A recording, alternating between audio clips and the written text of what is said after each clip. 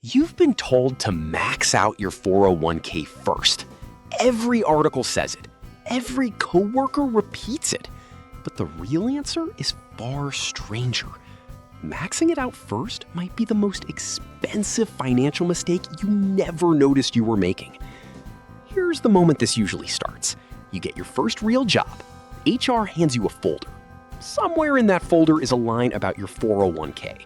Contribute enough to get the match, they say. Then contribute more, as much as you can. The advice sounds airtight. It has the calm authority of something everyone agrees on. Nobody questions it. Why would they? Because the advice was never wrong. It was just incomplete. Your 401k is not one thing. It's a container, and containers have rules.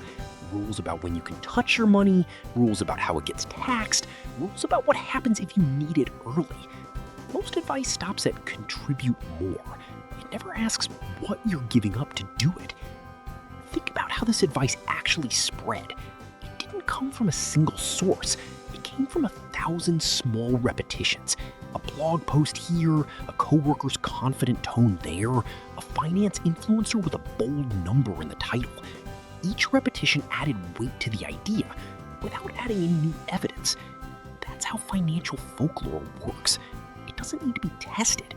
It just needs repeating enough times that questioning it starts to feel strange. And to be fair, the advice isn't baseless. Retirement accounts really do offer some of the most powerful tax advantages available to ordinary earners. Compound growth really does reward people who start early. None of that is in dispute.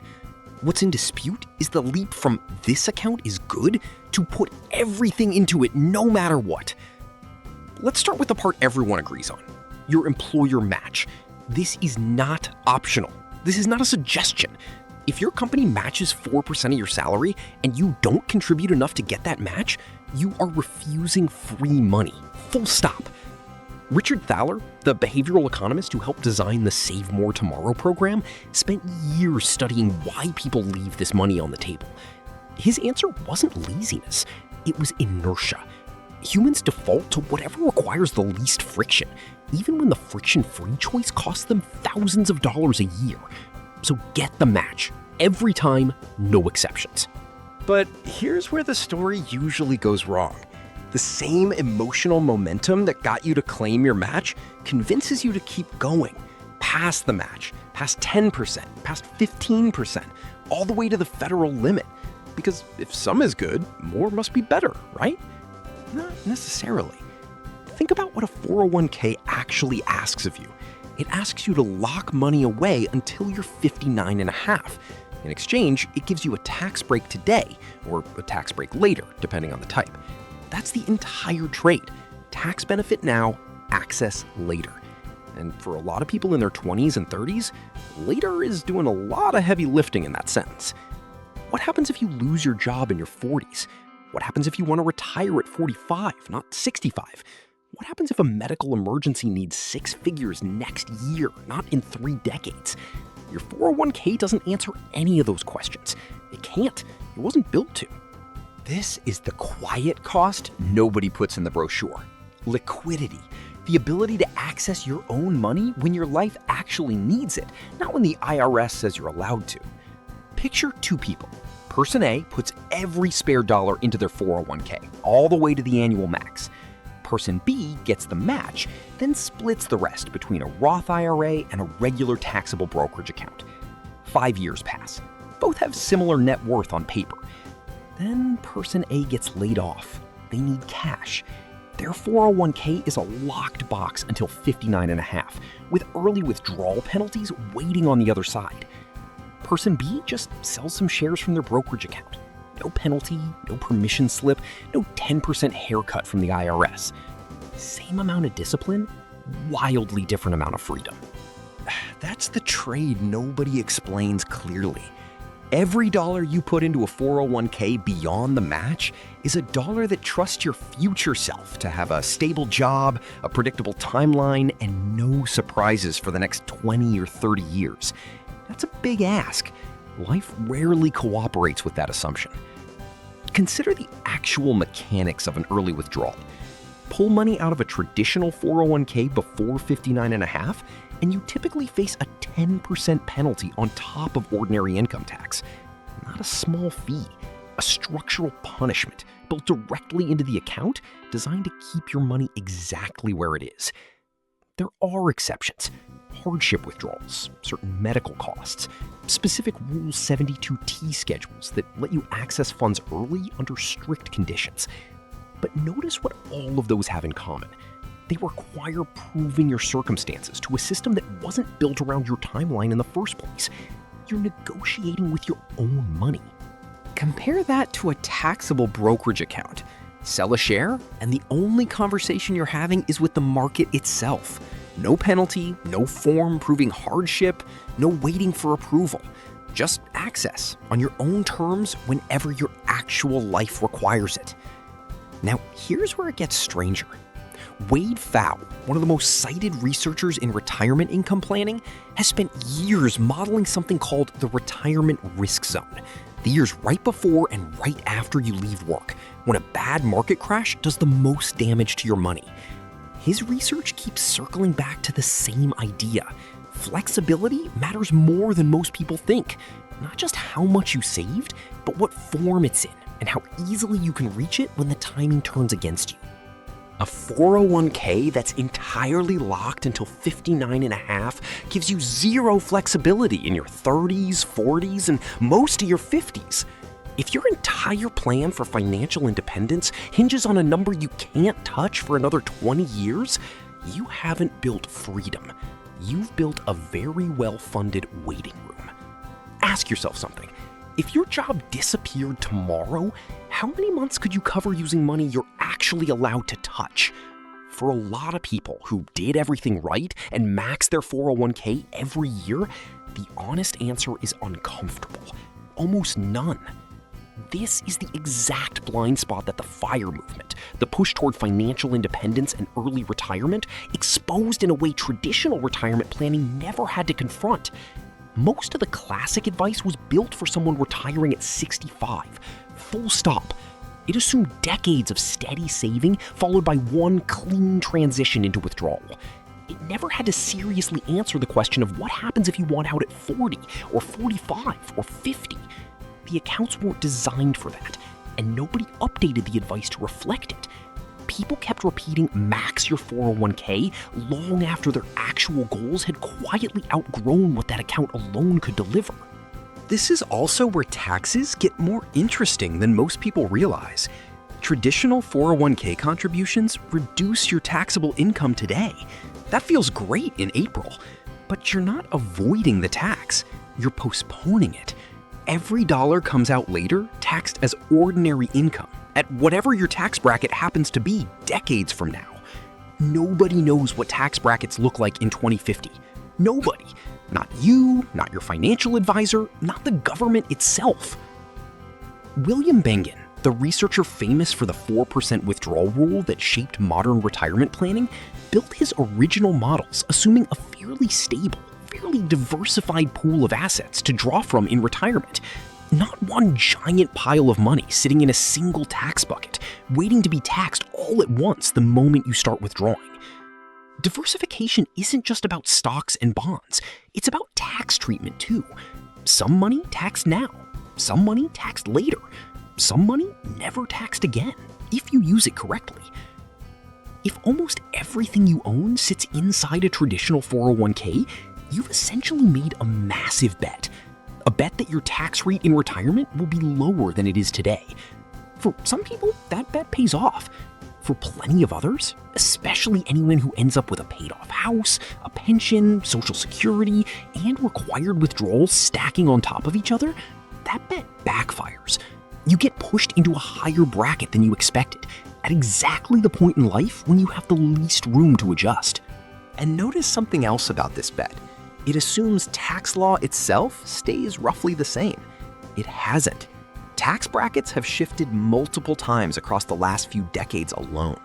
Rates that felt permanent in one administration were rewritten within a handful of years. Betting your entire retirement on today's tax code staying frozen for 30 or 40 years isn't a conservative choice. It's one of the more speculative bets in personal finance, just dressed up in cautious language. Remember why you started paying attention to money in the first place. Probably not to follow a rule blindly. Probably to build something that actually serves your life. Keep that in mind, because it matters for what comes next. And if any of this is landing for you right now, this is a good moment to like this video, share it with someone who's been told the same max it out advice, and subscribe to After Tax Academy so the rest of this actually reaches you. Let's talk about required minimum distributions, RMDs. This is the part almost nobody explains until it's too late to matter. Once you hit a certain age, the government stops letting you decide when to withdraw from your traditional 401k. It forces you, whether you need the money or not, whether it pushes you into a higher bracket or not, whether you wanted to leave it for your kids or not. The account you spent 30 years treating like a fortress suddenly becomes a countdown clock. People who overfunded a single traditional account often discover this the hard way. Forced withdrawals stacking on top of Social Security, stacking on top of pension income, pushing them into brackets they spent their whole career trying to avoid. The tax break they took in their 30s quietly turns into a tax bill in their 70s, arriving with interest, whether they're ready for it or not. Picture someone who did everything the standard advice told them to do. Decades of maximum contributions, a large, healthy account balance by the time they retire. On paper, a total success story. Then required withdrawals begin, and suddenly they're pulling out more income than they actually need just to satisfy the rule. That unwanted income stacks directly on top of Social Security payments. It pushes part of those benefits into taxable territory. It can even affect Medicare premiums, since certain surcharges are tied directly to reported income. None of this shows up in the brochure that told them to contribute more. It only shows up decades later, quietly, on a tax return they didn't expect to be this complicated. Now, none of this means the 401k is bad. It's one of the best tools available for building long-term wealth, especially with an employer match attached. The problem was never the account. The problem is treating one account like it's the entire strategy. It helps to remember that the 401k wasn't designed from scratch as a retirement master plan. It emerged almost by accident, tucked into a section of tax code originally intended to clarify how certain deferred compensation arrangements should be taxed. A benefits consultant noticed the language could be used to let employees defer part of their own salary into a tax-advantaged account, and employers quickly built retirement plans around that discovery. It was never engineered from the ground up to be the single vehicle carrying an entire nation's retirement. It became that almost by default, as pensions faded and something had to fill the gap. Knowing that history changes how the account should feel, not sacred. Not the one true path, just one useful tool born out of a loophole that happens to work best as part of a larger plan rather than the entire plan itself. That history also explains why the account is shaped the way it is. It was built around an employer relationship with contribution limits, vesting schedules, and withdrawal rules designed for a world of long, single-employer careers. Today's reality looks different. Job changes are frequent. Side income is common, career breaks happen. The account hasn't changed to reflect any of that, which is exactly why leaning on it exclusively creates friction with a modern career instead of supporting it. Here's the mirror this video keeps circling back to. You think maxing your 401k is the responsible thing to do, but responsible isn't the same as optimal. Responsible got you started. Optimal asks a harder question. What do you actually need this money to do for you, and when? If financial independence in your 40s or 50s is the goal, you need a bridge. Money you can access before 59 and a half without penalties eating the gains. That's what a taxable brokerage account gives you. Slower tax advantages, sure, but total freedom on timing. No locks, no waiting rooms. This is the account that pays your bills in the gap years, the stretch between the day you actually stop working and the day the government finally lets you touch your retirement accounts without a penalty attached. If lowering your tax bill in retirement is the goal, you need tax diversification, a mix of traditional, Roth, and taxable accounts, so you can control your taxable income year by year instead of being forced into one bracket by decades of stacked tax-deferred growth.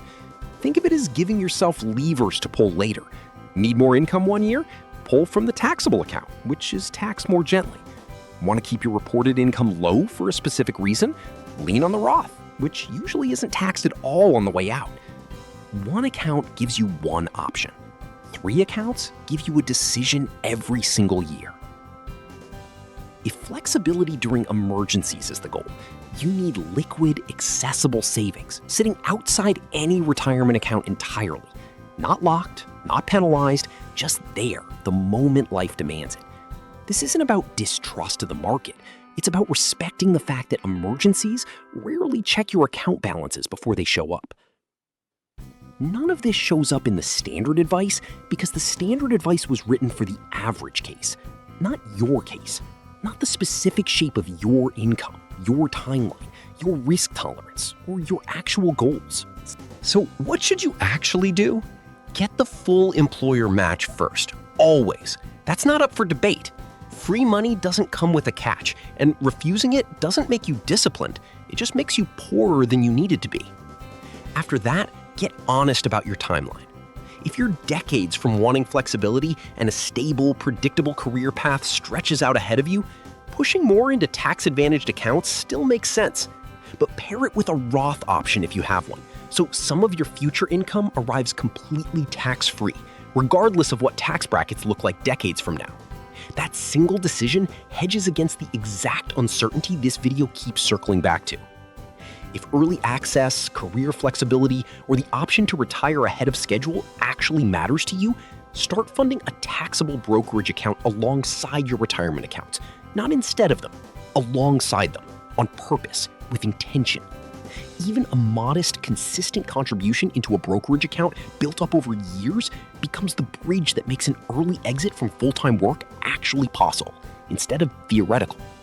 And somewhere in between those two paths sits most people's real answer, a blend. Some traditional, some Roth, some taxable, not because blending sounds balanced, but because nobody actually knows which version of the future they're going to live in. Spreading your bets across account types isn't indecision. It's the closest thing to insurance this system offers. This is the part almost nobody tells you. The goal was never to maximize one number in one account. The goal was to build a system, flexible enough to meet whatever version of your future actually shows up. Nobody knows exactly what that future looks like yet. Not the job market, not tax law, not your own priorities 10 years from now. A single overstuffed 401k bets everything on one version of that future being correct. And somewhere in between those two paths sits most people's real answer, a blend. Some traditional, some Roth, some taxable. Not because blending sounds balanced, but because nobody actually knows which version of the future they're going to live in. Spreading your bets across account types isn't indecision. It's the closest thing to insurance this system offers. This is the part almost nobody tells you. The goal was never to maximize one number in one account. The goal was to build a system flexible enough to meet whatever version of your future actually shows up. Nobody knows exactly what that future looks like yet. Not the job market, not tax law, not your own priorities 10 years from now. A single overstuffed 401k bets everything on one version of that future being correct.